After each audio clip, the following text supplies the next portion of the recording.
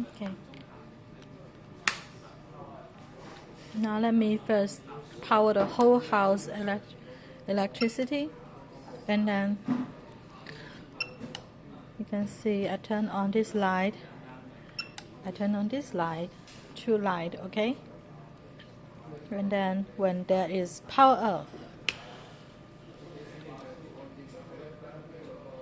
then the power is back on, as you can see later.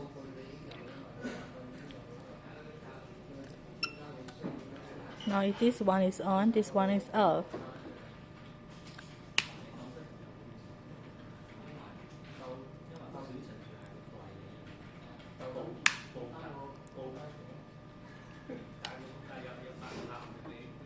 The switch is on and this light is on.